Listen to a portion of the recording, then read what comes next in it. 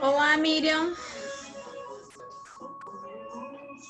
Eu não tô te ouvindo, mas acho que é meu aqui, peraí. Era eu mesma que estava com desligada. Tá ouvindo agora?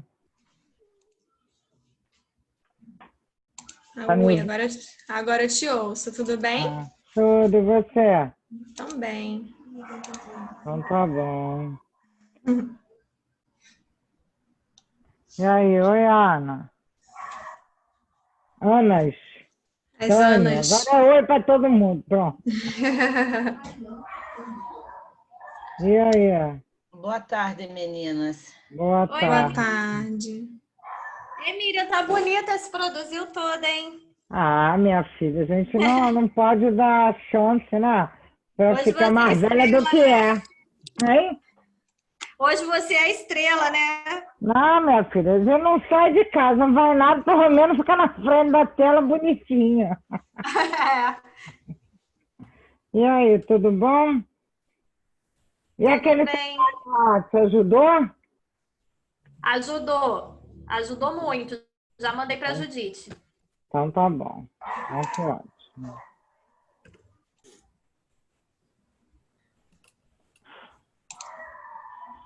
Peraí só um minuto. Oi, Dani. Oi. Agora eu não vou poder falar, porque eu vou começar.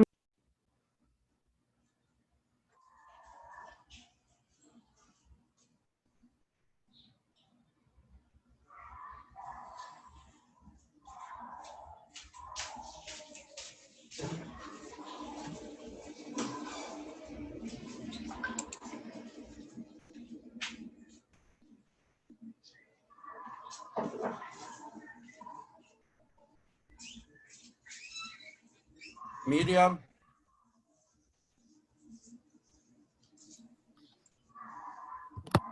Boa tarde a todos. Boa tarde, dona Miriam. Boa tarde.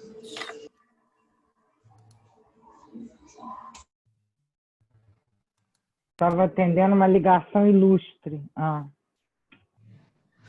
Ué, não pode ser ilustre porque eu não te liguei, né? Minha neta linda, querida, entendeu? Que ligou para me dar um beijo. Ela não, mãe dela, né, claro. Tá bom. Então, é ilustre. Vamos lá. Ó. Oi.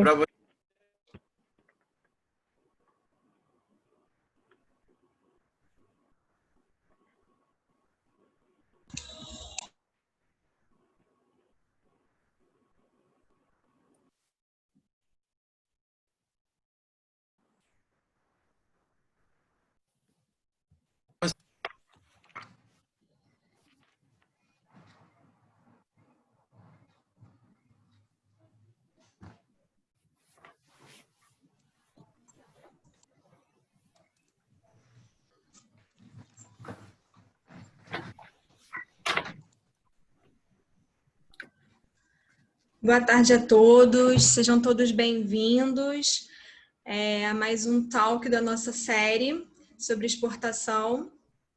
Nosso talk vai começar às 17 horas, né? Então, enquanto vocês aguardem, eu peço que esperem com o microfone desligado, né? Para a gente evitar ruído e melhorar aí a comunicação com todos.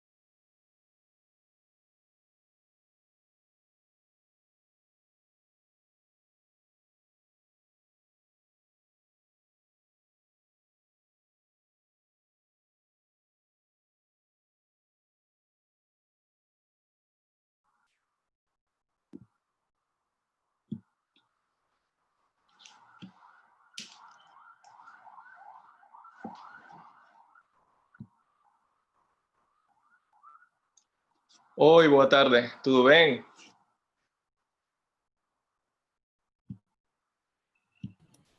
Buenas tardes, seja bem-vindo.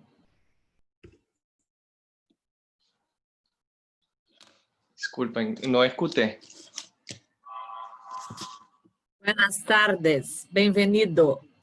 Muito obrigado.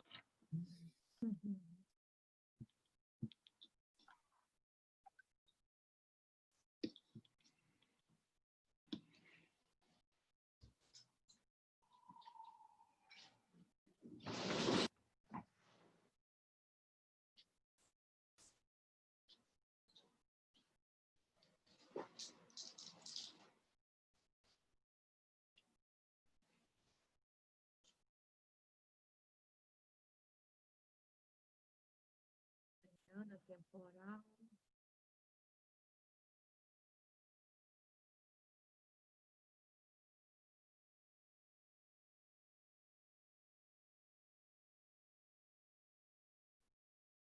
Boa tarde a todos. Mais um instante a gente vai começar. A gente já encaminhou aí um convite para participar das nossas webinars.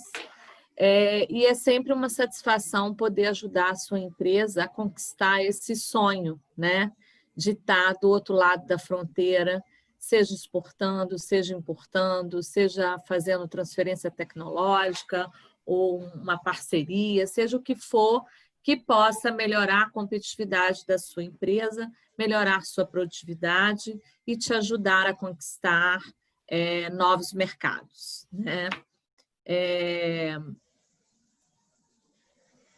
Nós oferecemos um conjunto de serviços que vai desde um treinamento a uma consultoria, a uma assessoria jurídica para fazer contratos internacionais, um suporte para formação de preços, para embarque da carga, para fechamento de um câmbio, para entender toda a operacionalidade do comércio exterior brasileiro e do comércio internacional. Eu digo isso porque as leis e regras e exigências lá fora e aqui são distintas e precisamos sempre estar atento a essas questões. Mas mais do que isso, é te ajudar a fazer um modelo estratégico de negócios que permita a sua empresa ser bem-sucedida nessa etapa de internacionalização. Então, conte conosco do Sebrae, é uma satisfação e um prazer poder ajudar a sua empresa nessa jornada. Na tarde de hoje, como a Arícia colocou, a gente vem fazendo uma série aí de webinars sobre o tema internacionalização. Essa última série nós fizemos sobre exportação.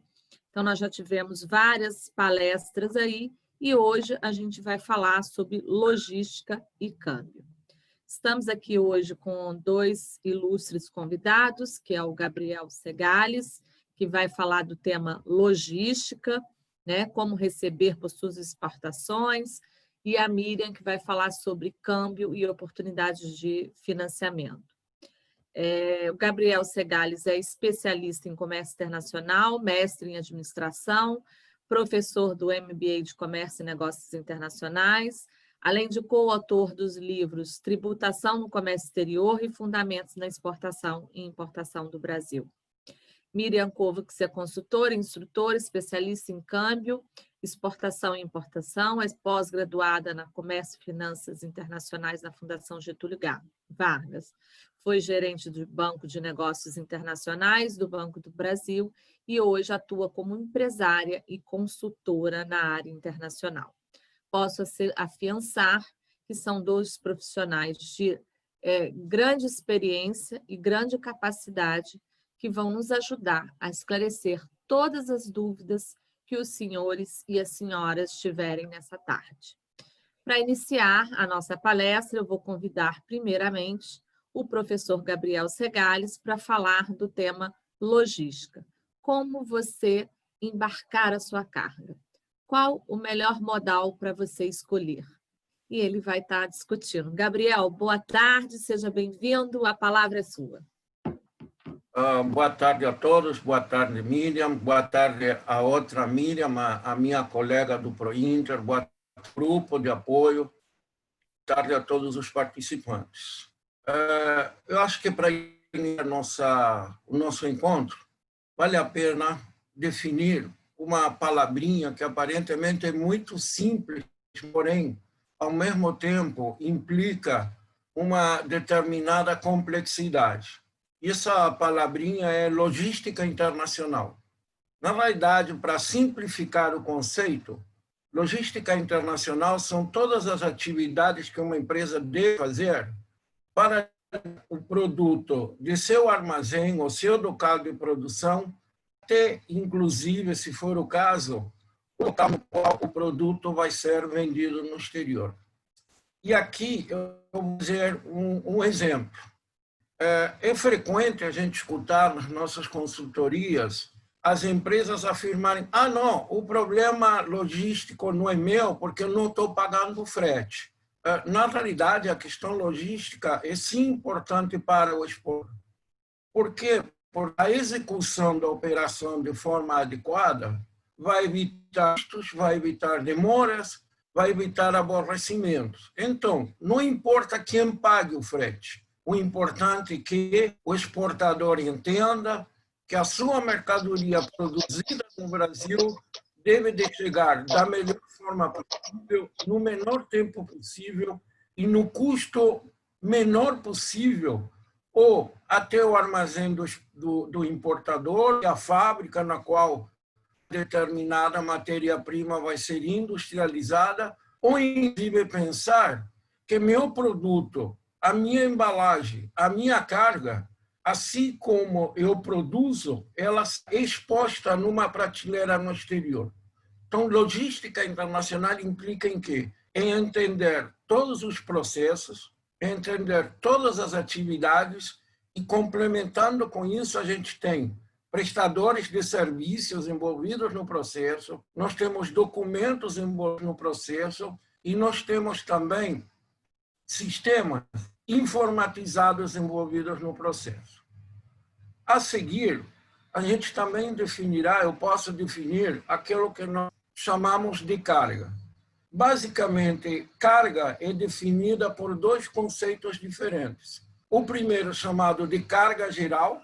Teoricamente, uma carga geral pode ou não ter embalagem, e depois a gente tem aquilo que se chama de granel. Qual é a diferença de carga geral para um granel? Que a carga geral, geralmente, são produtos heterogêneos e o granel é um produto homogêneo. Uma terceira questão que a gente vai analisar é a questão característica da carga, ou seja, uma determinada carga, um determinado produto, ele é definido basicamente por 5 características diferentes. Quais são elas? Em primeiro lugar, o peso da mercadoria. Evidentemente que o peso da mercadoria está diretamente relacionado ao tipo de produto, e aqui, quando a gente fala em peso, em logística internacional, fundamentalmente a gente fala em peso bruto, ou seja, o peso da carga, o peso da sua embalagem, tá? E isso, como um todo, vai me dar o conceito de peso bruto. E aqui é importante entender que, para determinar o valor de uma mercadoria, as empresas de logística consideram o peso bruto, não o peso líquido, ou seja, o peso da própria mercadoria. A seguir, outra característica de uma carga são as medidas, ou seja, o tamanho de uma carga, quanto que ela mede, comprimento, altura e largura. E aqui, muitas das vezes, o exportador não percebe que fazer embalagens, talvez um pouco grandes, implica em quê? Vai implicar em um custo superior de frete. Uma terceira característica da carga é o volume, tecnicamente é a cubagem. Basicamente, cubagem é a multiplicação das 3 medidas de uma caixa. A quarta característica de uma carga é o valor da mercadoria, ou seja, quanto o produto custa. E talvez o exportador se pergunte qual é a importância do valor dentro do processo logístico. Uma carga de elevado valor unitário e pouco peso bruto em determinados meios de transportes tem como consequência a cobrança da taxa adicional chamada de ad valorem. Ou seja, a empresa de transporte vai cobrar um valor adicional pelo fato de a carga ter um valor unitário elevado e o peso, ainda que grande, não ser proporcional ao valor da mercadoria. A outra característica da carga é a sua fragilidade, ok? E aqui, quando a gente fala em fragilidade, é uma questão relacionada com o que a gente chama de manuseio. Cargas mais frágeis exigem de todos os intervenientes no processo de logística um cuidado maior que uma carga que não é caracterizada como frágil. E, finalmente, a outra característica da carga, ela é definida pela sua perecibilidade. Perecibilidade é quanto tempo essa carga dura, quanto tempo essa carga permanece, sem alterar as suas características principais. Entrando agora um pouquinho mais no da questão da embalagem, o que a gente tem? E se vocês me permitem, eu vou usar, não sei se todo mundo está vendo o que está na minha mão? O que é isso? Isso aqui é um sachê, tá? de chá. Então, esta embalagem do sachê de chá, a gente vai caracterizar como sendo uma embalagem primária. Ok? Por quê? Porque contém um produto que está dentro. Agora, eu posso marcar um produto assim? Provavelmente a resposta seria não. Então, para melhorar o manuseio da carga, o que eu construí? Se bem que isso aqui é um artigo de decoração. Eu construí uma caixa. E fiquem, por favor, que esta caixa tem uma parte à direita e outra parte à esquerda. Ou seja, é uma caixa que não tem uma figura homogênea. Tá? Essa caixa nós vamos chamar de embalagem secundária. Eu posso mandar a caixa sozinha? Provavelmente não. Então, vou ter que construir um pallet. E o pallet aí a gente chama de embalagem terciária. E provavelmente, se o meio de transporte for a via marítima, eu vou colocar esses pallets dentro de um container. E aí o container passa a ser a embalagem quaternária. Então, na realidade, eu tenho 4 tipos de embalagens diferentes. A embalagem primária, a embalagem secundária, a embalagem terciária e a embalagem quaternária. Evidentemente que, dependendo do meio de transporte, a embalagem quaternária existe, ok? Mas não é obrigação que sempre existam 4 tipos de embalagens diferentes. Também é importante destacar que em logística a gente fala em unitização, ou seja, eu vou juntar embalagens secundárias de forma tal que eu construa um conjunto maior e mais firme para possibilitar o manuseio. E também existe um outro conceito chamado de consolidação de carga. Fundamentalmente, eu vou consolidar a carga para reduzir o custo de transporte. Ou seja, consolidar carga significa o quê? Juntar cargas que podem ser de diferentes exportadores de forma tal que meu custo de transporte, ainda que eu não pague por ele, seja o menor custo possível. Uma outra questão que a gente vai comentar são os meios de transporte que a gente tem. E, fundamentalmente, a gente tem 4. A gente tem o modal aquaviário, que popularmente no Brasil a gente fala de marítimo. A gente fala no modal aéreo. A gente fala no modal terrestre subdividido em rodoviário e ferroviário. E a gente fala em um 4º modal chamado de duto, que é o duto viário. Na realidade, cada um desses modais tem vantagens e desvantagens. Eu diria que, rapidamente, a principal vantagem do modal marítimo é a sua capacidade de carga. Ou seja, hoje, um navio porta-container pode carregar até 12.000 containers. Só para terem uma ideia, 12 containers equivale a 240.000 toneladas de carga. Ok? Mas, em contrapartida, o modal aquaviário é um modal lento, ou seja, a carga demora para chegar a seu destino. Se eu quisesse um modal veloz, eu usaria a via aérea. Mas, em contrapartida, o problema da via aérea é a pouca capacidade de carga das aeronaves.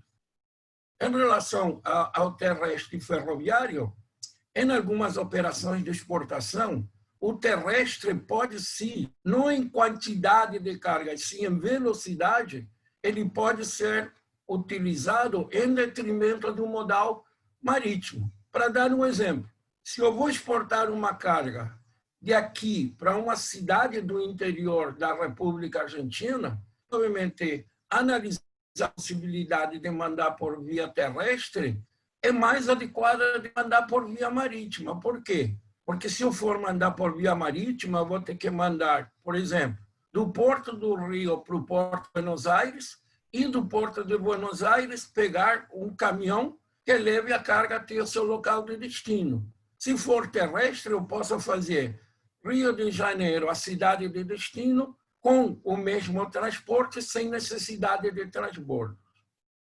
Em relação a custo do frete, a gente pode dividir o conceito de custo frete de acordo com o seu modal. E, fundamentalmente, no modal marítimo, o custo está relacionado a se a carga é considerada uma carga granel, ou seja, sem embalagem, e nesse caso a gente vai falar em grandes quantidades, e aí eu vou falar em alugar um navio, eu posso falar em carga solta, e carga solta é toda e qualquer carga que não precisa, não pode ser colocada dentro do container, e eu vou falar em carga containerizada. E essas três formas, essas três variáveis, vão representar o custo do transporte marítimo. No caso do transporte aéreo, existe uma regra. Quanto maior o peso bruto, menor o valor por quilo transportado. Ok? Agora, no transporte aéreo, e é bom que a gente coloque isso, pode vir a existir um problema chamado de peso cubado. O que significa isso? Significa que o volume da caixa é desproporcional ao seu produto.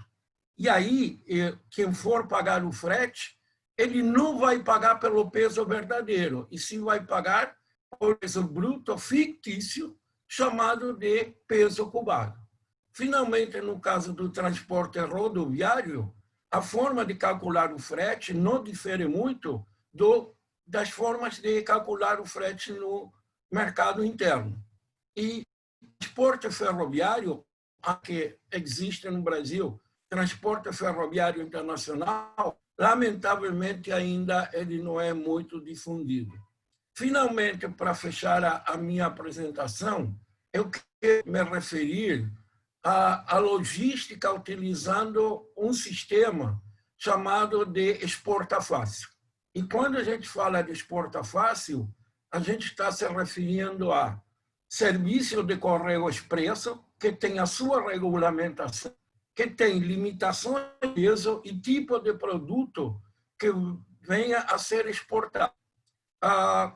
Como é que eu posso fazer para obter informação do Exporta Fácil? O Correio disponibiliza na sua página de internet valores, tamanhos, pesos máximos admitidos. E também eu posso me referir aos couriers. Courier nada mais é que uma empresa de correio expresso. Seria o mesmo serviço prestado Exporta Fácil, porém, por uma empresa privada. E não quero deixar de comentar ao final da minha apresentação que a definição do modal de transporte está diretamente relacionada com um tema que a gente já tocou em outros encontros, que são os famosos Incoterms. Ou seja, na hora que o exportador está pactuando um negócio com seu importador, a definição do Incoterms me dará o modal de transporte que eu vou olhar. Agora, finalizar, um comentário. Logística internacional é um fator de competitividade. Isso significa que não importa quem pague o custo do frete.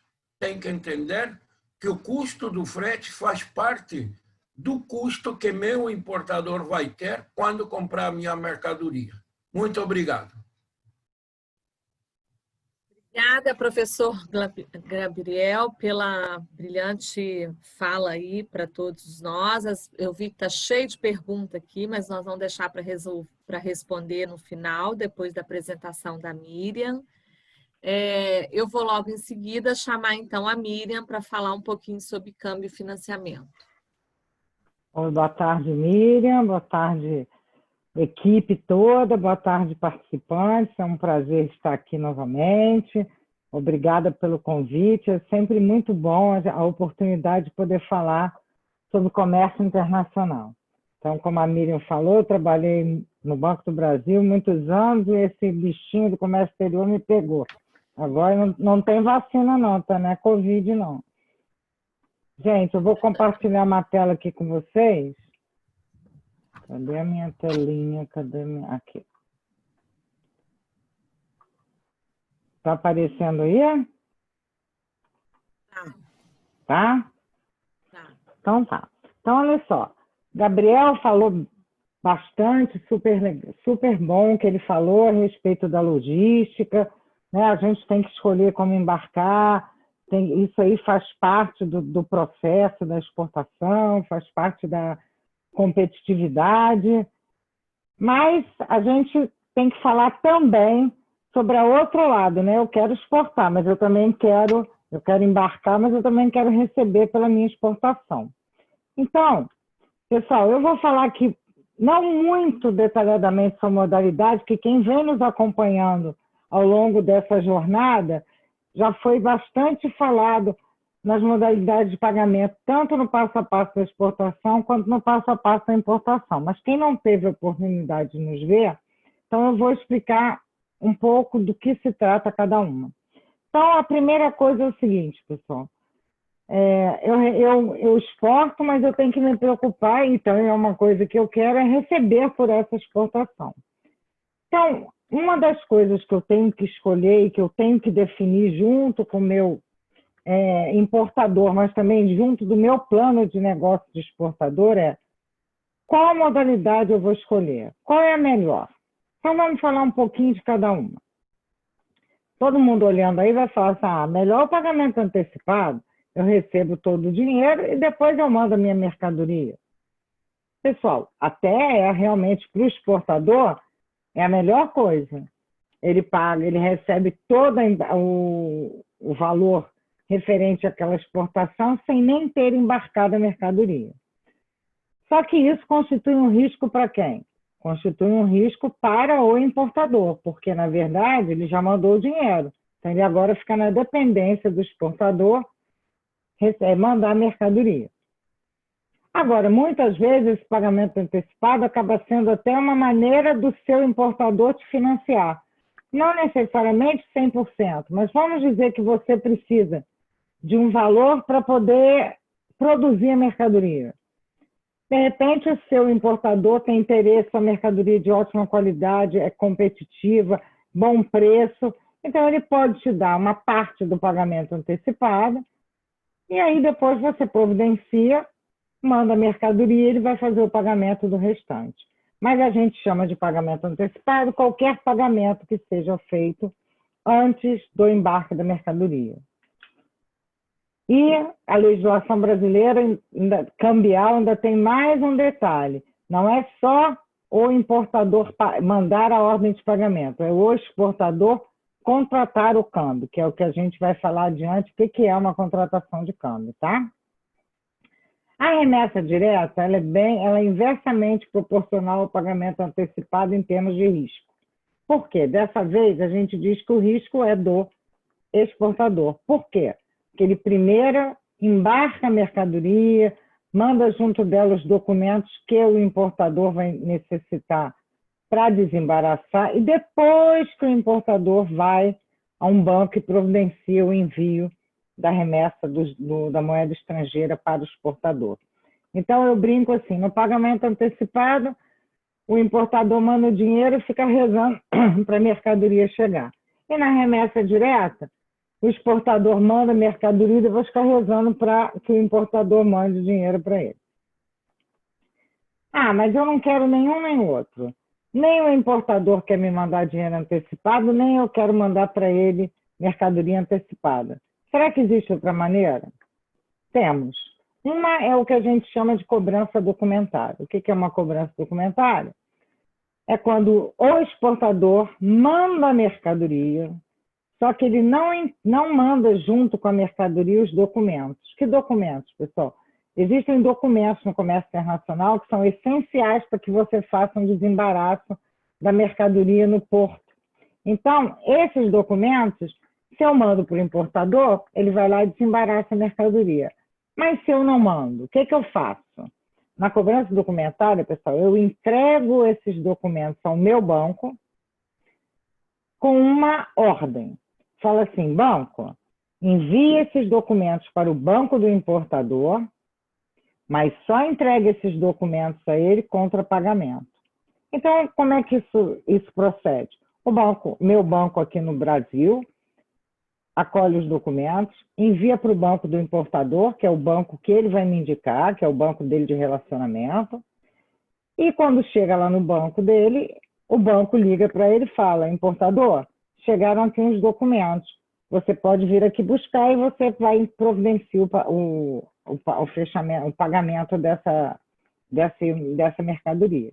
Então, o processo à vista é assim, é tomar lá da cá. A gente fala que é cash against document. É dinheiro contra pagamento.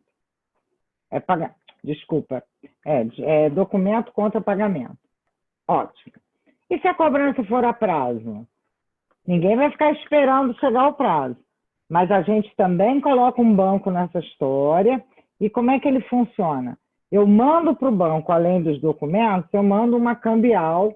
É como se fosse uma letra de câmbio, em que eu peço ao importador, isso o banco pede por mim, que ele dê um aceite. É igual duplicata com aceite, pessoal.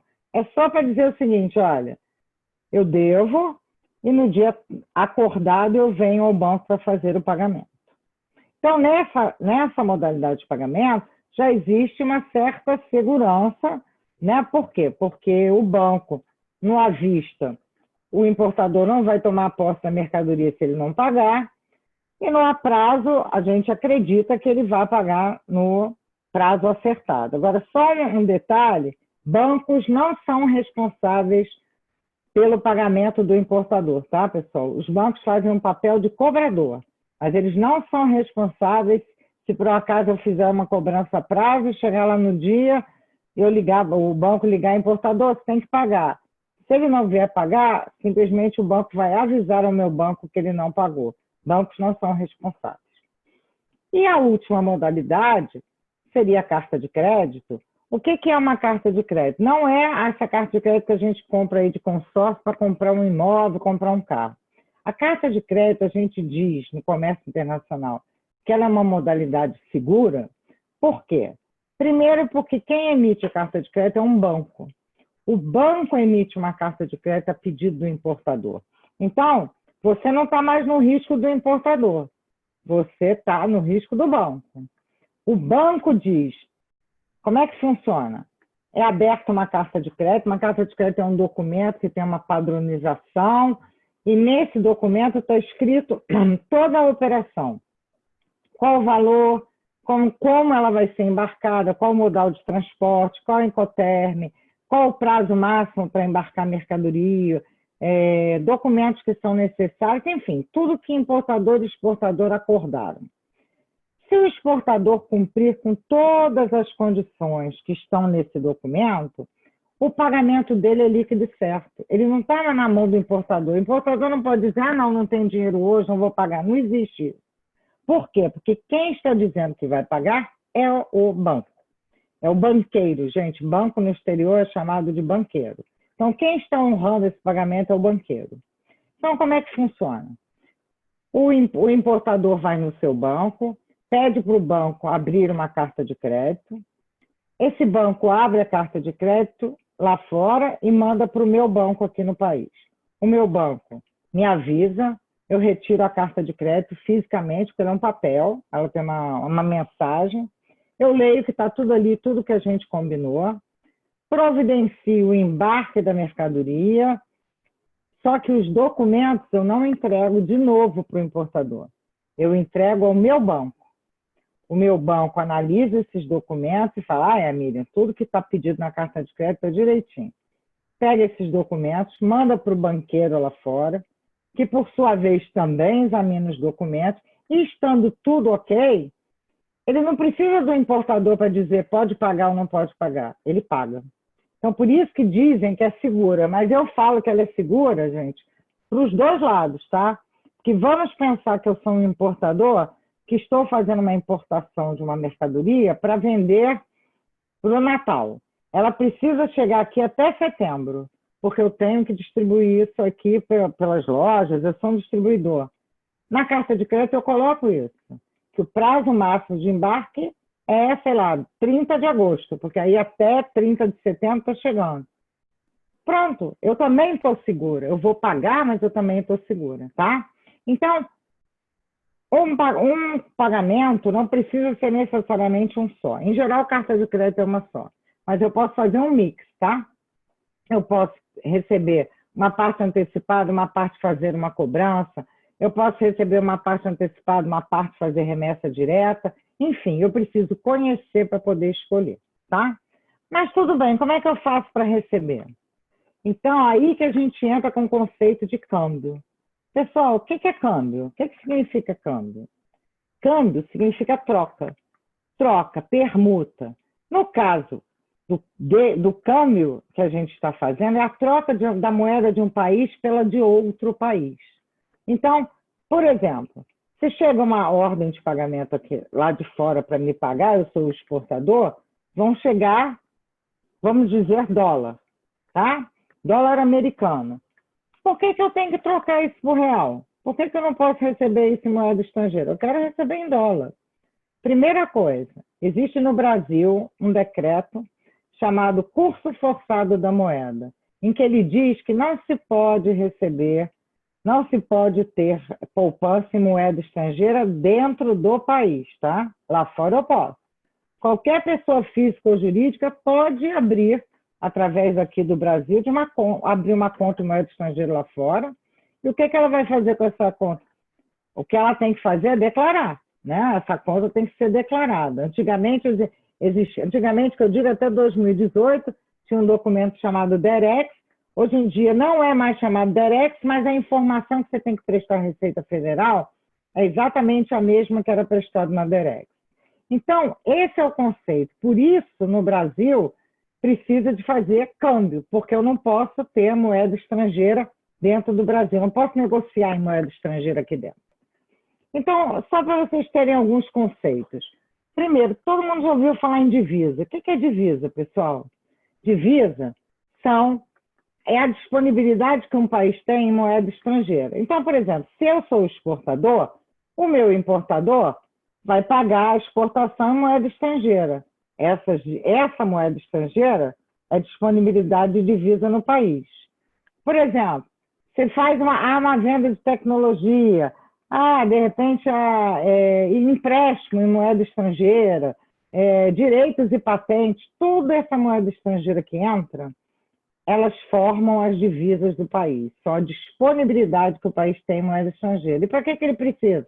Para ele fazer frente às obrigações. O Brasil também tem dívida em moeda estrangeira.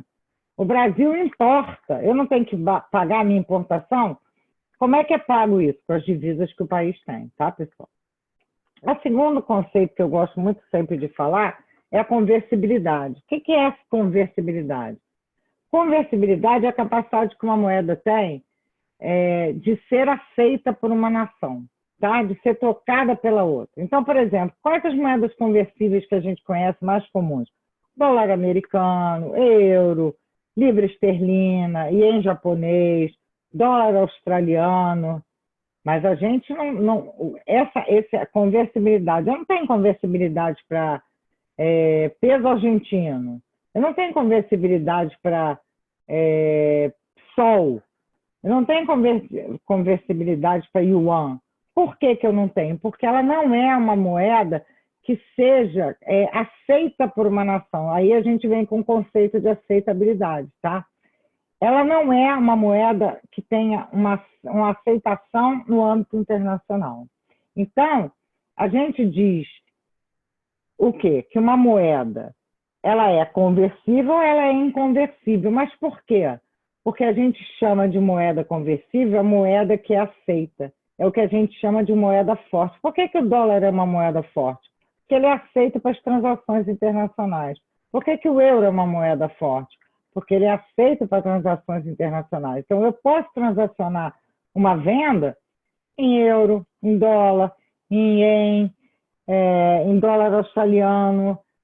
Então, tem várias moedas que são moedas conversíveis. E as outras que não têm essa aceitação internacional, a gente chama de moeda inconversível, tá? Então, então já sei por que eu preciso fazer câmbio.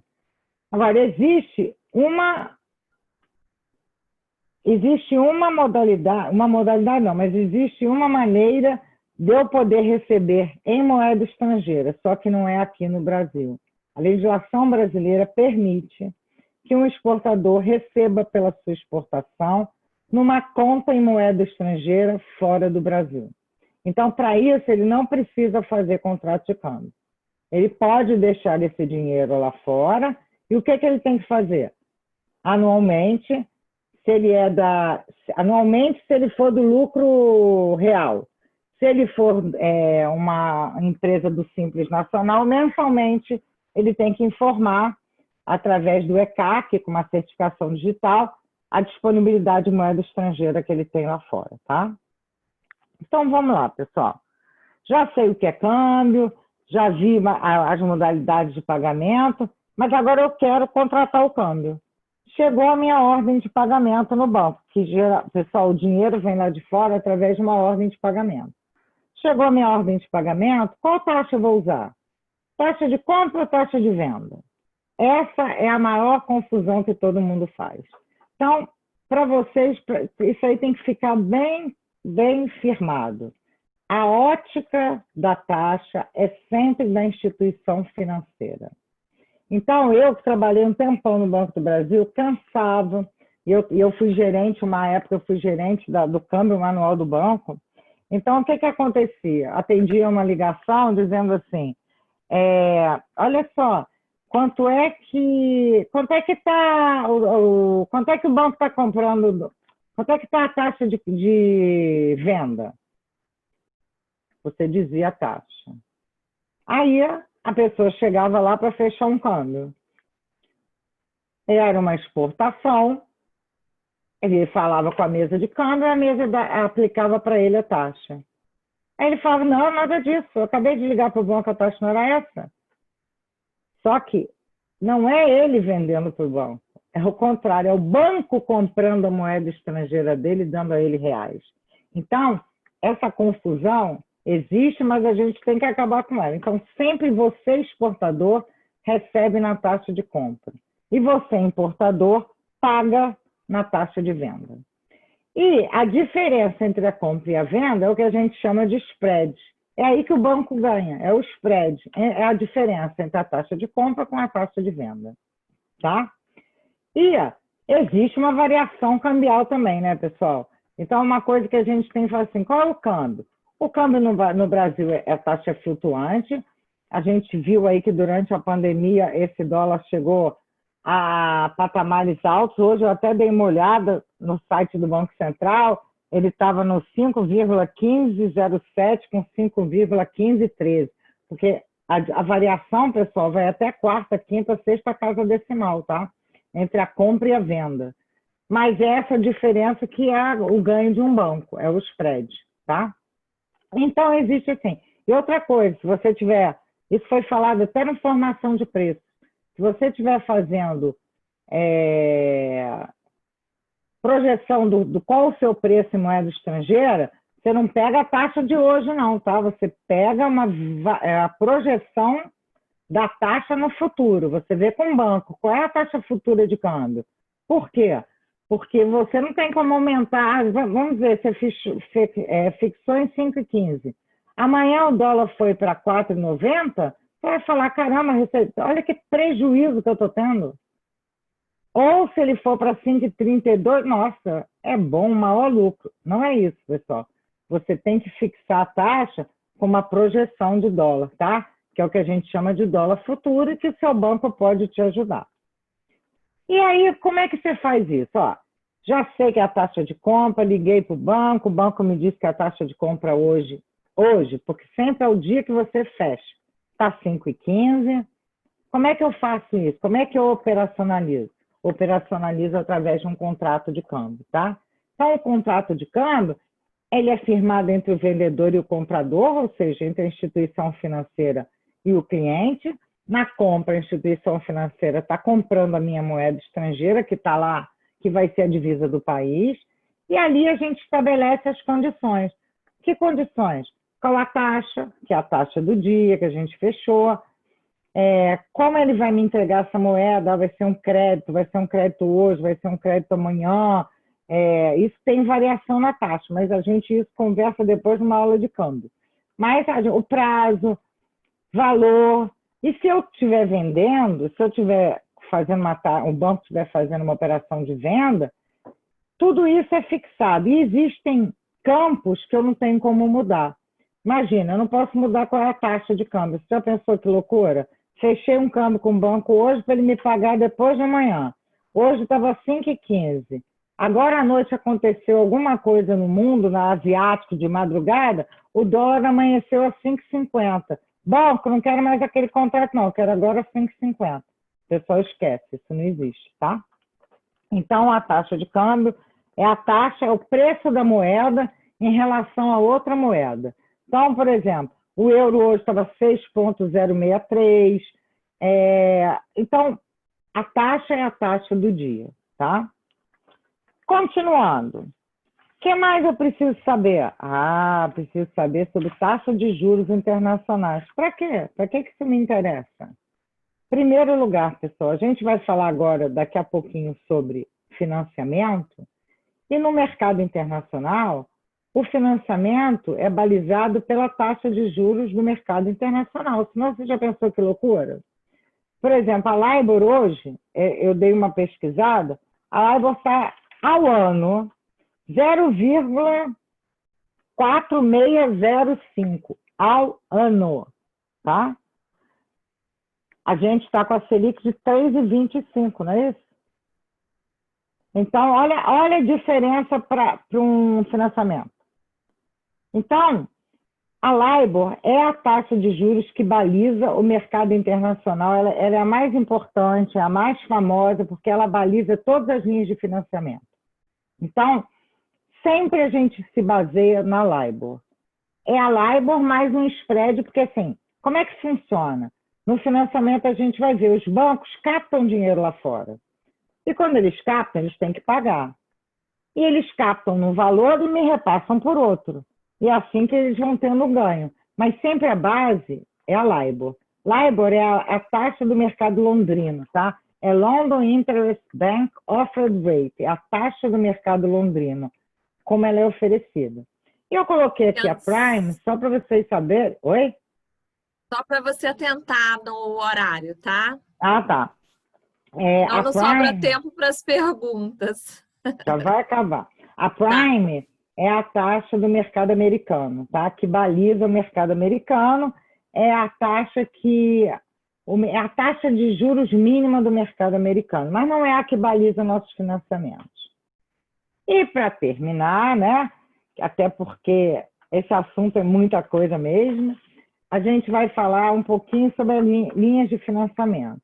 Eu trouxe aqui duas linhas de mercado que são conseguidas com recursos dos bancos, recursos privados, e duas com recursos públicos. Então, essas linhas, elas têm momentos. Você pode conseguir algumas no momento pré-embarque, ou seja, você não embarcou a mercadoria ainda, ou você pode conseguir algumas no momento pós-embarque. Então, vamos lá. Recursos privados. O que é recurso? Lembra que eu acabei de falar? Os bancos vão lá fora, captam dinheiro com os bancos para emprestar aqui dentro, para o exportador. Então, o ACC, pessoal, que a gente chama de adiantamento sobre contrato de câmbio, é uma linha que os juros dela é LIBOR mais um spread do banco, e você pega ela no momento, antes de embarcar. Eu quero só alertar o seguinte para vocês. Qualquer linha de financiamento que você queira, é uma condição sine qua non. Você tem que ter um limite de crédito internacional com o banco. Gente, essas linhas de crédito são muito boas, são um custo muito barato, mas não adianta você deixar para pegar amanhã sem ter feito o dever de casa ontem. Isso é uma coisa que a gente na consultoria, na assessoria, a gente fala o tempo todo. Você está querendo ser exportador, está querendo ser importador, mesmo que você não esteja pensando numa linha de financiamento. Pega, conversa com seu banco de relacionamento, fixa um limite de crédito internacional com ele, que quando você precisar, aquilo ali está à sua disposição, tá? Então, o ACC... Miriam, só para bater nesse ponto aí que você está colocando, que eu acho muito importante, porque vários clientes nossos não fazem esse dever de casa e chega na hora do embarque, precisam pegar esse ACC, o ACE, e não conseguem porque não se atentaram a isso, não tiveram o seu limite de crédito aprovado, e aí acaba inviabilizando uma exportação, né, Miriam? A gente tem visto eu muito acabei de atender ontem uma, que ela precisava de um ACC pequeno, frente à exportação grande que ela ia fazer, não era nem 10% do valor, só que ela não fez, não adianta, ela não fez esse contato com o banco, apesar que a gente orientou. Aí ela, na hora, achava que não, porque bancos pedem garantia, né, pessoal? Ninguém presta dinheiro sem garantia. Mas isso é normal. Ela não tinha garantia para oferecer. E bancos, eles são muito, muito conservadores na hora de dar um crédito. Então, o que aconteceu? Ela perdeu a venda, porque ela não conseguiu a disponibilidade desse recurso tão barato que faria com que ela tinha uma exportação de mais de R$1,5 milhão. E ela não conseguiu exportar, e ela precisava de R$150 mil, e não conseguiu. Então, a CC você consegue antes de embarcar, e a CE você consegue depois de embarcar. Por que depois de embarcar? Com a graça. Eu posso ter dado um prazo para o meu importador pagar. Dei para ele 90 dias, mas estou precisando do dinheiro antecipado. O banco pode me antecipar esse dinheiro, tá? E os recursos públicos, eu trouxe 2 financiamentos aqui que se chamam PROEX e BNDES Exim.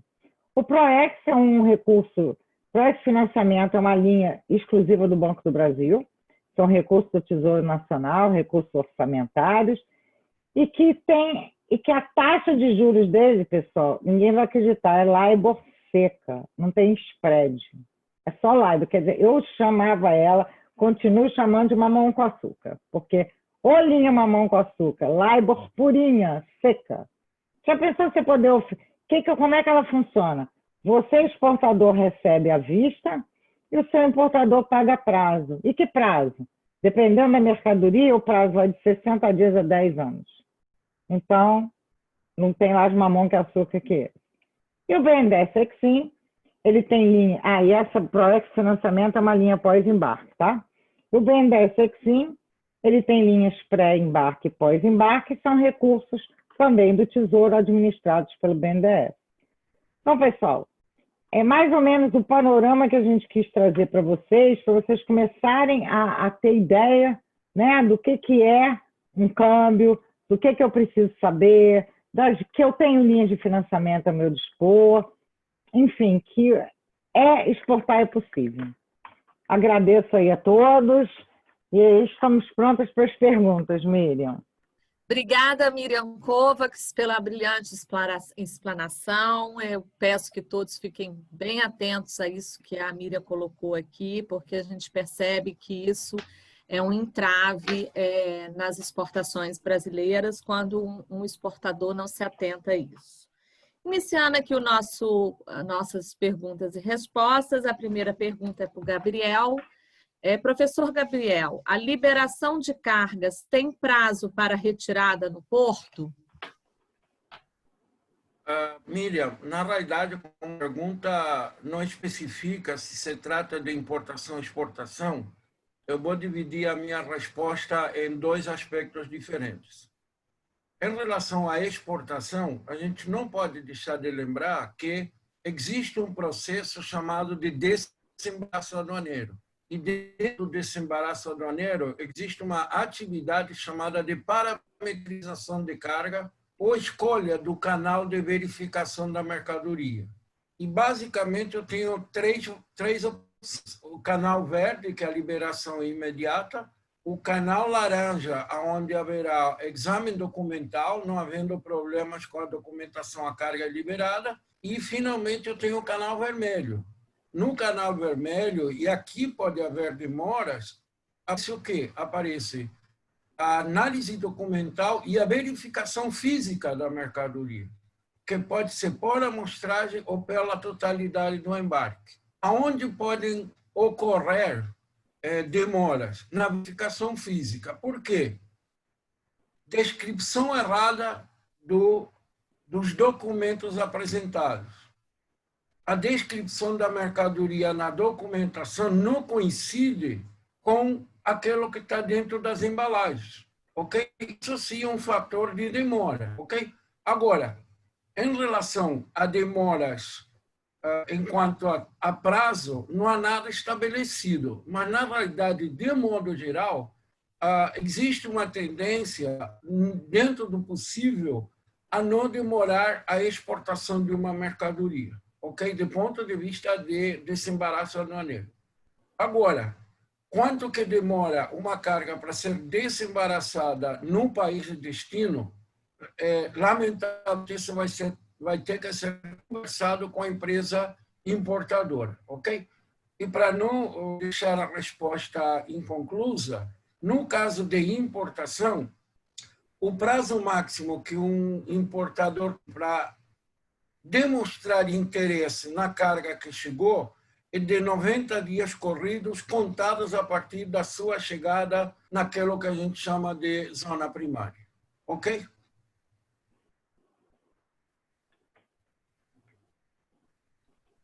Miriam, estou à disposição caso haja mais perguntas.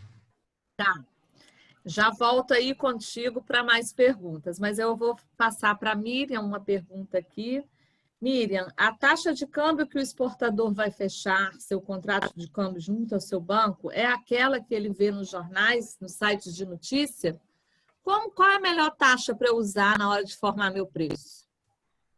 Essa então, vamos lá, por etapas. A taxa de câmbio é a taxa que o banco estiver praticando naquele momento. Como ela é? Ela tem uma variação entre a taxa, entre um banco e outro pode ter uma variação, porque às vezes um banco pode estar o que a gente chama mais comprado e ele precisa vender, ou o banco está mais vendido e precisa comprar. Mas isso é uma variação lá pela terceira, quarta casa decimal, tá? Mas não, em geral, o que sai no jornal é taxa de dólar turismo. Não é. O dólar que é utilizado para exportação e ou importação é o que a gente chama de dólar comercial, tá? Você pode se balizar entrando no site do Banco Central. O site do Banco Central, ele de manhã, ele diz como é que o mercado está abrindo, na hora do almoço ele diz como é que está o mercado e no final do dia ele mostra como é que o mercado fechou. Então, o teu banco, em geral, as taxas são muito, muito parecidas, tá? Mas às vezes você briga quando você está fechando o contrato em milhões de dólares, porque vai fazer diferença lá na quarta casa decimal. Mas num contrato menor, você transaciona outras coisas com o banco, paga menos na tarifa no contrato de câmbio. E, em geral, os bancos agora, por exemplo, o Banco do Brasil, quando ele tem toda uma parte de fechamento de câmbio na internet. Você nem entra, vamos dizer assim, em contato com um operador de câmbio. Em geral, eles colocam até uma taxa melhor para justamente, já que não tem essa utilização do funcionário, né, em geral, a taxa até é melhor do que uma taxa de mesa. Agora, a segunda pergunta, qual a melhor taxa para fixar meu produto, para eu fazer o preço do meu produto? É aquilo que eu falei para você. O que você tem que pegar? Você tem que pegar seu custo total, você tem que pegar a margem de lucro que você quer e você tem que fazer uma projeção de quanto dessa taxa de câmbio. Então, você tem que estudar um pouquinho o mercado, conversar com o seu gerente para ver qual a projeção do dólar até o final do ano. A projeção de que ele vai subir. A projeção de que ele vai baixar. Em cima disso, você tem que fixar um câmbio que atenda, né, dentro dessa paridade. Sei lá, hoje o dólar está 5,34, mas os especialistas estão dizendo que ele deve chegar no final do ano a 4,90, a 4,95. Ah, então tá, eu fixei meu preço a 5. Quando você fixa seu preço, você tem que fixar ele de uma maneira que você não vá ter prejuízo. E aí eu te falo o seguinte, existe um mecanismo chamado hedge cambial, que significa isso? Vamos dizer que você viu com o seu banco a projeção do dólar, viu o seu custo e achou que fixar seu preço a 5,5, 5,05 estava ótimo. Se você receber nesse valor, tá beleza. Se subir, seria ótimo, mas se baixar, você não pode arcar com essa baixa. Então, o que você faz? Você pode fazer com o banco uma operação que a gente chama de hedge, que é o seguinte, banco, você consegue hedgear essa operação, que eu só vou receber daqui a 3 meses, e eu quero fixar 5,05 o dólar. Se o banco tiver como fazer esse hedge, ele vai fazer para você. Aí o que vai acontecer? Vamos dizer que você iria fechar esse câmbio daqui a 100 dias. Daqui a 100 dias, o dólar está 5,05, como você pensou. Você fixou 5,05, beleza. Não, o dólar foi a 4,90, como o mercado estava prevendo. Você levou prejuízo? Não, porque o que vai acontecer no dia do fechamento? Você vai fechar 4,90 e o banco vai completar esse ponto 15 na sua taxa. Ah, não, mas o dólar foi a 5,20. A quanto você vai fechar? A 5,05. O ganho entre 5,20 e 5,05 é do banco. Você perdeu? Você não perdeu. Hedge não é nem para ganhar, é para não perder, tá? Então você pode fazer isso. Obrigada, Miriam. Agora tenho mais perguntas. Vou fazer uma para cada um, porque o nosso tempo já está se esgotando. Então, primeiro para o professor Segales. Eu queria que você falasse aqui, porque eu vou juntar várias perguntas numa só, mas a pergunta é o seguinte, qual que é o melhor modal mais barato para você exportar? É via marítima? É via aéreo? É pelo Correios? Como que eu avalio isso para ver o que mais vale a pena embarcar? Até onde se existe quantidade, volume, que isso possa eu tomar essa decisão de forma mais segura e mais econômica para o meu processo de exportação. Professor Gabriel, pode responder. Tá, desculpa. Basicamente, eu gostaria só de mudar uma palavrinha dentro da tua pergunta. A gente, quando analisa a logística internacional, fala muito mais em econômico do que barato. E eu vou explicar o porquê. Vamos supor que eu estou embarcando uma mercadoria por via marítima. Eu entro em contato com a empresa, com um agente de logística internacional e ele me diz assim, Gabriel, para esse percurso eu tenho 2 preços diferentes. Um frete vai te custar $1.000 e outro frete vai te custar $1.200. Racionalmente, todos vamos escolher o quê? O valor de $1.000. Só que aí, com um pouco mais de experiência, a gente vai fazer uma segunda pergunta. Se eu pagar $1.000, o navio que vai levar a mercadoria vai fazer um trajeto direto ou a carga vai ter que ser transbordada, ou seja, em algum ponto de percurso, vai passar de um navio para o outro. Agora, pode ser que o valor de $1.200 seja um trajeto direto. E a pergunta que é, por que eu posso aceitar um valor maior, que seria $1.200, em detrimento de um valor menor? Simplesmente que, no caso de via marítima, um percurso direto implica, em primeiro lugar, menos tempo de trânsito, menos possibilidades de acontecerem avaria ou furto, e, em definitiva, tanto eu, na condição de exportador, quanto o meu importador, vamos ficar mais satisfeitos. Só para dar um exemplo. Em uma determinada oportunidade, eu estava fazendo uma exportação de granito e a solicitação do importador, ele me pediu para aceitar um determinado valor, ele tinha negociado o frete, só que esse valor era com transbordo da ilha do Caribe. O que aconteceu? A carga chegou na ilha, no Caribe, descarregada, guardando um navio que iria levá-la até seu destino final. Só que o navio, o segundo navio, resolveu não parar no porto. Moral da história, uma carga que deveria levar 25 dias acabou levando 90. Imaginem vocês a quem o importador culpou. A empresa exportadora. E aí eu falei, lamentavelmente, eu não vou assumir esse problema, porque a escolha do navio e o valor do frete foi escolhido por vocês. Agora, em relação a melhor modal, a gente tem que analisar 3 variáveis: quantidade, peso e volume. Evidentemente que para pesos pequenos, provavelmente a via aérea ou o correio seja a melhor solução. Para pesos já significativos, o modal marítimo é a melhor solução, ok? Mas a gente sempre tem que avaliar também aquilo que nós chamamos o volume de uma mercadoria, quanto a carga ocupa em termos de centímetros cúbicos ou metros cúbicos. Ok? Por quê?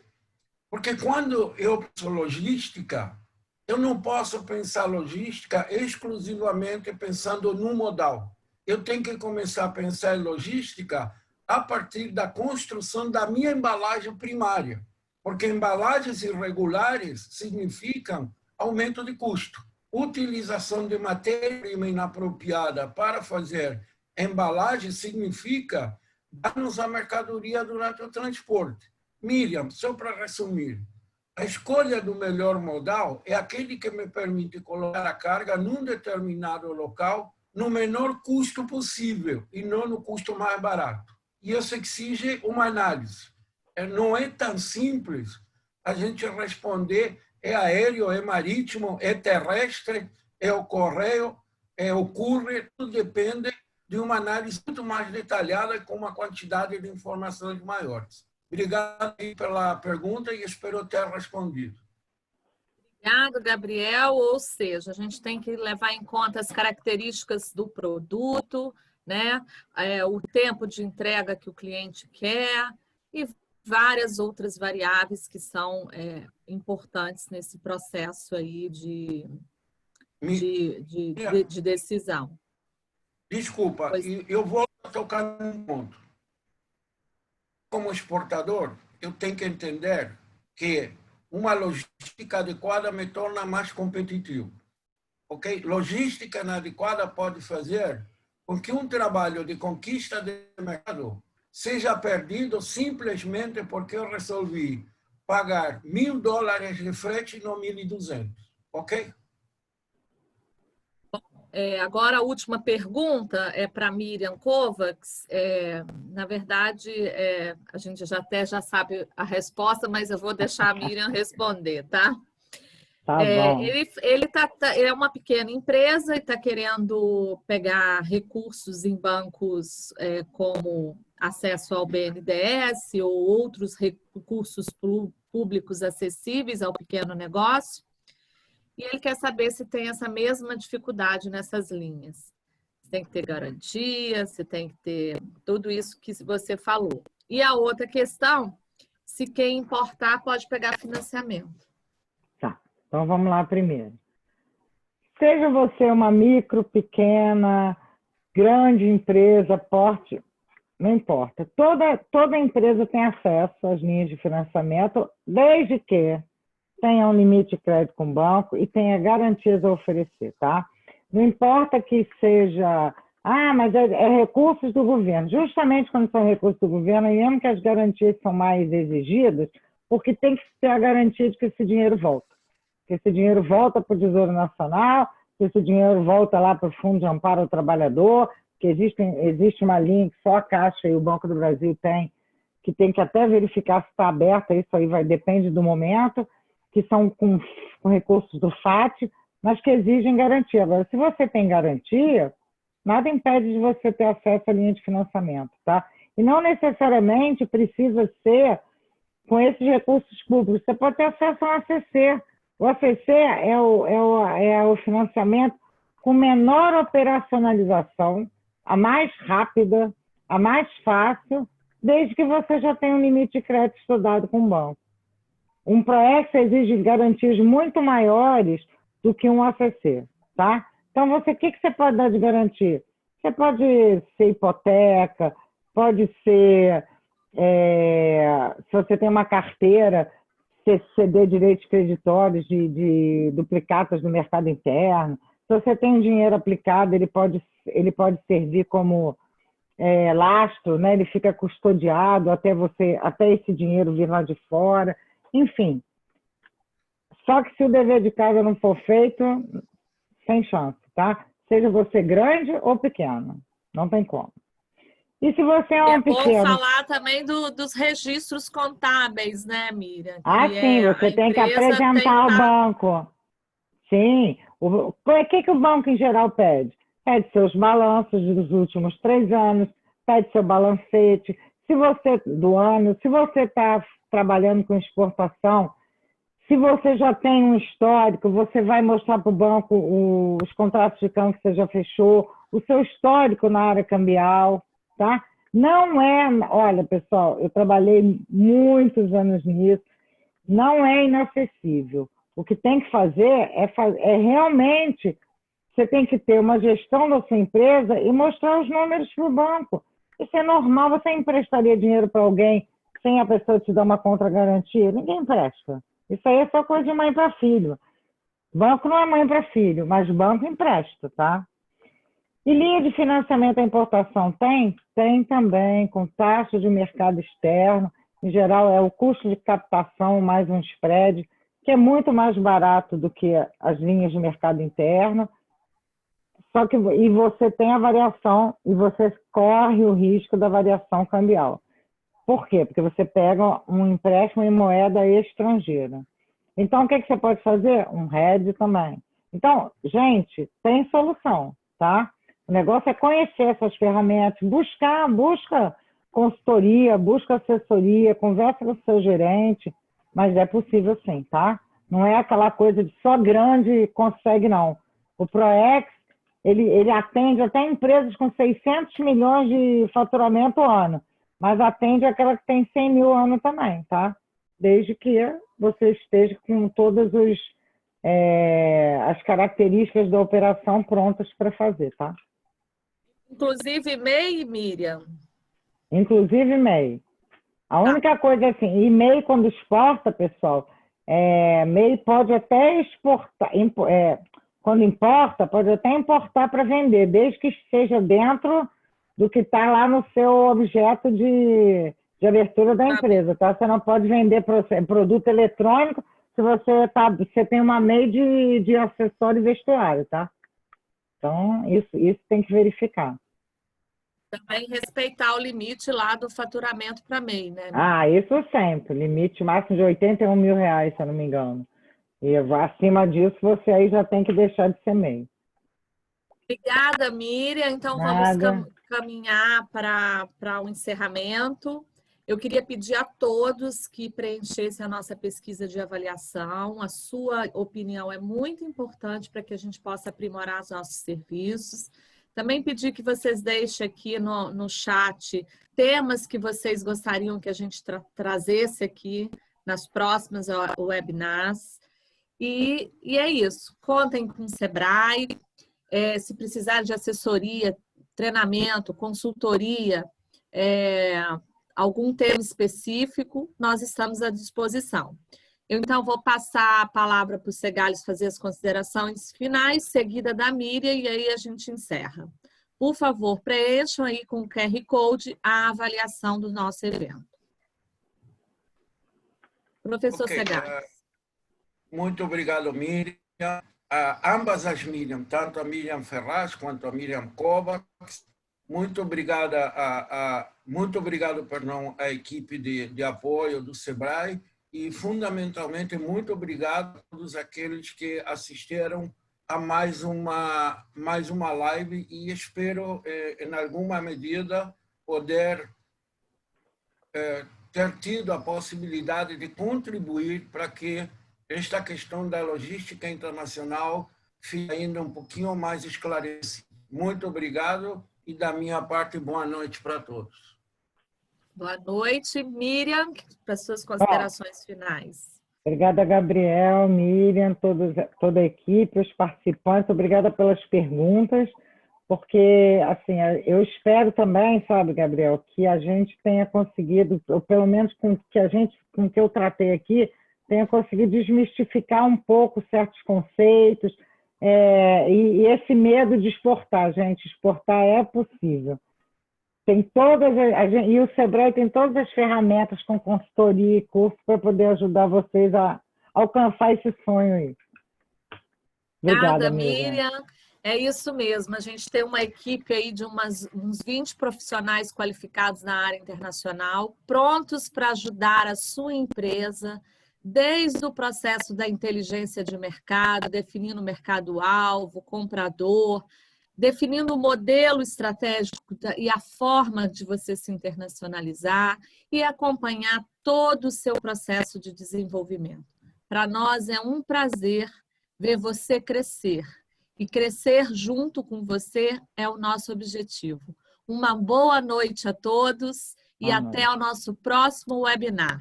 Muito obrigado pela presença. Não deixe de preencher a avaliação. Boa noite. Boa noite.